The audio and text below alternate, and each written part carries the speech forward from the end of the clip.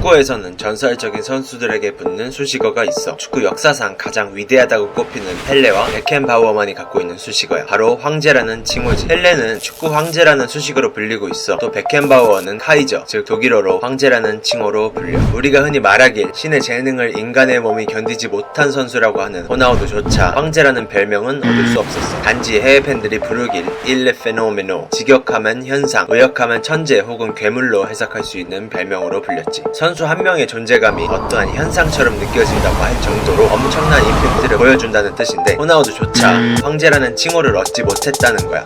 하지만 그 어렵다는 황제라는 수식을 얻었던 또 한 명의 축구 선수가 있어. 누구냐고? 바로 임페라토레라고 불리던 비운의 축구 천재 아드리아노야. 아드리아노는 브라질에서 일찍이 그의 능력을 인정받아 2001년 인텔에 입단했어. 당시 세리에는 세계 최고의 리그였고 일명 세리에 7공주라는 이름으로 전세계의 축구를 호령하고 있던 시기였지. 인테르에서 만족할 만한 모습을 보여주지 못한 아드리아노는 2001년 겨울 피오렌티나로 임대를 떠났어. 그리고 이후 파르마를 거쳐 2004년이 되어서야 다시 인테르로 돌아왔지.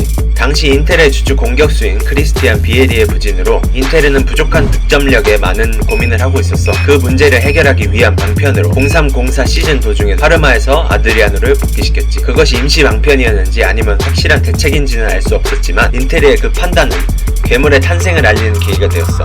03-04 시즌 도중 돌아와 반 시즌도 안 되는 기간을 인테르에서 뛰었지만 그 기간 동안 그가 넣은 골은 12골이었어. 그 활약을 인정받아 반 시즌 밖에 보여준 게 없음에도 불구하고 인테르의 올해의 선수까지 뽑히게 돼. 그리고 2004년 코파 아메리카의 우승까지 거머쥐며 22세라고는 믿기지 않은 활약을 계속해서 보여주고 있었어. 혹시 반 시즌 동안 넣은 12골이 적어 보여? 축구 역사상 가장 치열하고 험난했던 세리에 7공주 시절임을 잊으면 안 되지. 바르셀로나와 레알 마드리드에서 나리가 득점왕을 했던 호나우두조차 최전성기였던 인테르 시절에 세리에에서 득점왕을 못할 정도였어. 그만큼 골 넣기도 힘들고 경쟁도 거센 리그였지. 아무튼 그렇게 축구 인생 최전성기를 보내던 아드리아노에게 엄청나게 큰 시련이 닥쳐왔어. 04-05 시즌을 준비하던 2004년 8월 초 아드리아노에게 한 통의 전화가 걸려왔지. 전화의 내용은 아버지가 돌아가셨다는 비보였어. 빈민가 출신이었던 아드리아노는 아버지와 사이가 각별했어. 그렇게 쉽게 떨쳐낼 수 없을 거란 우려도 많았지.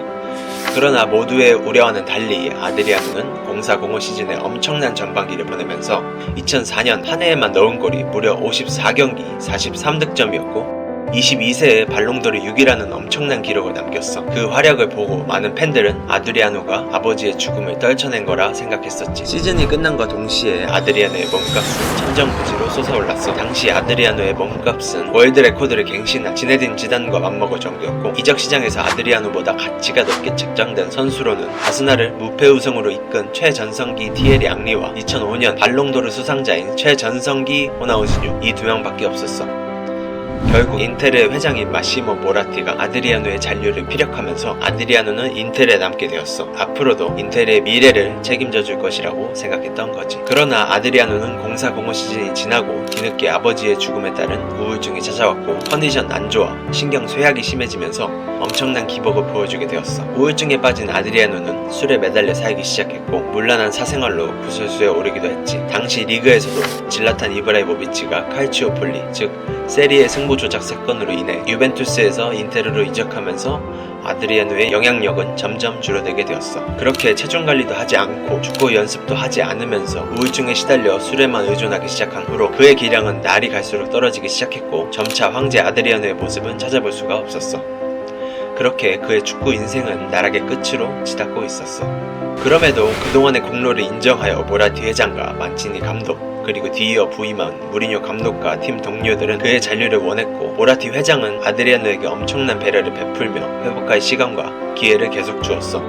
하지만 아드리아노는 그런 믿음과 기다림을 뒤로한 채 2009년 월드컵 예선전을 끝내고 밀라노로 돌아오지 않다가 돌연 은퇴를 선언하며 감독과 팀 동료 그리고 모든 팬들을 실망시켰지. 인테르와 상호 계약 해지 후 방출 통보를 받은 아드리아노는 자신의 고향 브라질에서 자신의 축구 인생을 다시 시작했어. 플라멩고에서 브라질 리그 득점왕과 리그 우승을 거머쥐면서 좋은 모습을 보여주었어. 다시 기량을 회복하기 시작했고 자신의 유럽 무대 재진출에 대한 열망을 숨기지 않았어. 결국 이듬해 AS 로마로 이적하면서 다시 한번 이탈리아 무대에 도전하게 되었지. 옛말에 개벌은 남 못 준다고 하지.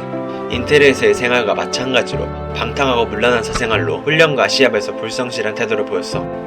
결국 다시 도전한 이탈리아 무대에 아무런 족적도 남기지 못하고 다시 브라질 무대로 돌아오게 되었지. 브라질 리그로 돌아와서도 자신의 방탕한 사생활과 불성실한 태도 때문에 방출 통보를 2번이나 받았어. 모든 사람들은 사실상 그의 축구 인생이 끝이 났다고 생각했지.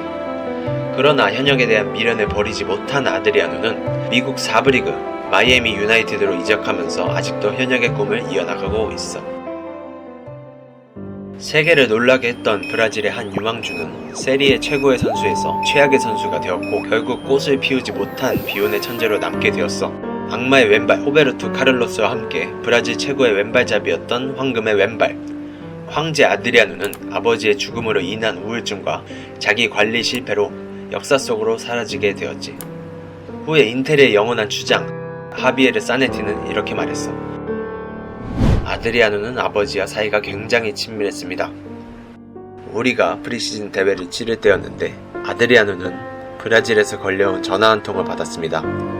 아버지가 돌아가셨다는 비보였죠. 전 아드리아노가 방에서 전화기를 집어던지고 울부짖는 모습을 지켜보았습니다. 그런 소리가 있을 거라고 상상도 해본 적 없는 절규였죠. 난 아직도 그때를 생각하면 소름이 돋습니다. 그날 이후 모라티 구단주와 나는 아드리아노를 마치 친동생처럼 돌봤습니다. 그런 와중에도 아드리아노는 계속 축구를 하면서 골을 넣었고 하늘에 계신 아버지에게 세레머니를 했습니다. 그러나 그 전화를 받은 후 모든 것이 예전과 같지는 않았습니다. 우리는 아드리아노를 우울증에서 끌어내지 못했습니다. 그건 어쩌면 내 커리어에 있어 최대의 패배일 것입니다. 내가 아무것도 하지 못했다는 사실이 지금도 나를 고통스럽게 합니다. 그렇게 빈민촌 출신 브라질 공격수에서 세계 최고 리그에서 세계 최고의 공격수가 되기까지 다사다난했던 그의 축구 인생은 우울증으로 말미암아 끝나버렸어. 이것이 세계 최고의 공격수가 될 뻔했던 비운의 축구 천재 황금의 왼발이라고 불리던 황제 아드리아노의 이야기야.